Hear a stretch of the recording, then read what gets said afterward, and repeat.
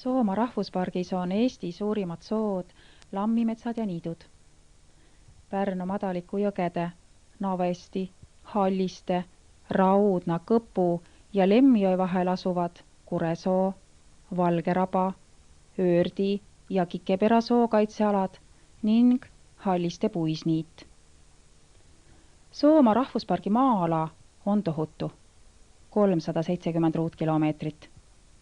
See ulatub Viljandimaa, Suure-Jaani Vastemõisa ja Kõpu vallast, Pärnumaa, Vändra, Tori ja Paikuse vallani välja. Soomaa metsad, niidud ja luhad on taimestiku poolest liigirikkad ja väga mitmekesise kooslusega. Siin on palju loomi ja linde ja mitmesuguseid muidki elukaid. Inimene on pidanud Soomaal olles kohandama oma tegevuse looduse järele. Soomaa külad kannatavad mitte ainult muust maailmast eraldatuse, vaid ka sagedaste üleujutuste all. Tõramaal on käibel ütlemine. Meil on 5 aastaaega. Kevad, suvi, sügis, talv ja suurvesi. Suurvee põhjustab kevadisel lumelagunemisel tekkiv tulvavesi, mis otsib Soomaalt teed Pärnu lahte. Soomaa jõed algavad Sakala kõrgustikult, kus maapind on künklik ja kõrge ning ärajooks kiire. Seejärel jõuavad need Pärnu madalikule, soostunud metsade ja rabade vahele ning muutuvad aeglaseks. Madalikul korjab Soomaa veed kokku Navesti, et juhtida need Pärnu jõkke. Halliste jõgi voolab Navestile aga peaaegu risti vastu ja peab ühtima sellega 160-kraadise nurga all. Niisiis, Halliste vetel on vaja Navestisse jõudmiseks teha täispööre tagasi. Lumesulamise ja suurte sadude ajal tekib jõgede ühinemisel tropp, vesi valgubki üle kallaste kaugele laiali ja moodustub üleujutusala, mis on suur 30–40 ruutkilomeetrit. Soomaal suurvett ei kardeta. Selle saabumise eel tehakse alati ettevalmistusi. Ometi on see nagu rikka sugulase küllatulek. Vesi hakkab rabadest, lumeräbu ees veeretades tasase kohinaga välja valguma ja kohale jõuab ikka ootamatult.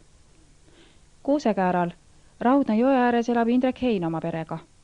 Üleujutuse ajal saab temast otse kui saare elanik. Mul läheb juba ikka 30 siin jookseb. Ma ütlen, nüüd 2 aastat ei olnud vett, siis oli juba imelik hakkas, et midagi on viltu. Vanasti kolisid inimesed suurvee ajaks toast laka peale. Viljakirstud tõsteti pukkidele ja puuriidad köideti aia külge. Liikumiseks kasutati lootsikut. Sellega käidi lauda juures loomi talitamas ja kuuri alt puid toomas. Vanasti oli ühepulootsik kõige hädavajalikum tarbese ja igast alus oli kohe mitu haabjat. Tänapäeval näeb Soomaa jõgedel aga sagedamini moodsaid paate või plastikust kanuusid. Et Soomaad loodushuvilistele paremini tutvustada, korraldab rahvuspark igal kevadel ja suvel paadimatku. Saarisoo talu peremees Aivar Ruukel aga kanuuga sõite. Tule istu paati ka. Niimoodi. Oi. Ma kutsun inimesi matkama siis kogu suve vältel ja ka septembrikuus, kuid teatud mõttes on võib-olla kõige ilusam just see suve algus, kui praegult toomingad just hakkavad õitsema ja linnud on väga laululembelised. Alates 1996. aasta suvest korraldatakse Saarisool aga ka haabja valmistamise laagreid. Soomaa rahvuspargi direktor Tõnu Kütt ja Saarisoo talu peremees Aivar Ruukel on olnud selle mõtte algatajad. Laagri eesmärk on taastada omalaadse veesõiduki ehitamise oskused. Veel on alles mehi, kes seda kunsti mäletavad. Need on vanad haabjameistrid Jüri Lükk ja Jaan Rahumaa, kes enne laagrit väitsid, et viimased 30 aastat pole neil seda tööd vaja teha olnud. Räägi, las ma lasen. Jaan, las ma lasen, küll ma hakkama saan. Meister Jaan Rahumaa kõrval alustas tööd ka Soomaa spetsialist Ain Jürisoo, kes 10 kuu pärast laagrisse tulnud meestest kõige esimesena oma haabja vee peale välja tõi. Saarisoo laagrisse tuli tol korral kohale isegi filmimees Mark Soosaar, kes on oma silmaga näinud ühepuulootsiku tegemist mitmel pool maailmas. Tema näitas õhtul küüni all oma filme Siberi rahvastest ja Ameerika indiaanlastest, samuti Eesti mehest Jaan Rahumaast. Jaan hakkas hommikul laotama ja õhtul hilja, kui päike looja läks, maikuuses on see üles võetud, kui ma ei eksi. Haabja valmistamine on tõesti aega ja oskusi nõudev töö. Kõigepealt tuleb leida sobiv puu, ilus, sirge ja oksteta sihvakas haab või pärn. Paadipaku pikkus peab olema vähemalt 6 meetrit. Tema ladvapoolne läbimõõt ei tohi olla väiksem kui pool meetrit. Ja puu tuleb maha võtta talvel, ja siis, kui ta on nii-öelda surnud. Esimene töö haabja valmistamisel on haavapaku koorimine. Meister Jaan Rahumaa on öelnud selle kohta, et see töö on sama raske kui karult naha maha võtmine. Kui koor on tüvelt eemaldatud, on tooriku kühmud ja oksakohad hästi näha ja paadikeret parem planeerida. Enne kui haabjale hakatakse väliskuju andma, valitaksegi sobiv külg põhjaks välja. Siis antakse tüvele kirve ja höövliga sigaritaoline kuju, seejärel pööratakse haabja toorik põhja peale ja algab sisemuse õõnestamine.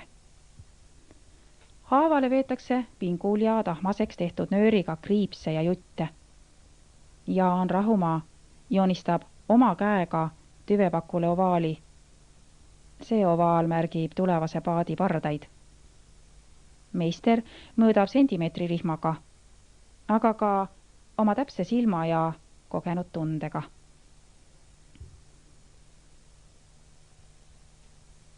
Peagi saab paadikere märkidest ja kriipsudest nii ruuduliseks nagu kodus köögilaualina. Nüüd aga algab aega ja kannatust nõudev töö, sest paadi saab seest õõnsaks vaid käsitsi raiudes. Tänapäeval aitab mehi veidiga siiski juba mootorsaag. Ja jõudu saavad need mehed sellest, kui nende kenad noorikud neid üle aia vaatamas käivad. Läbisaetud servadega klotsid saab hõlpsasti kätte. Algul töötavadki mehed ka oma kirvestega üsna julgelt. Nii, kiht kihihaaval õõnestatakse paat aina sügavamaks ja sügavamaks.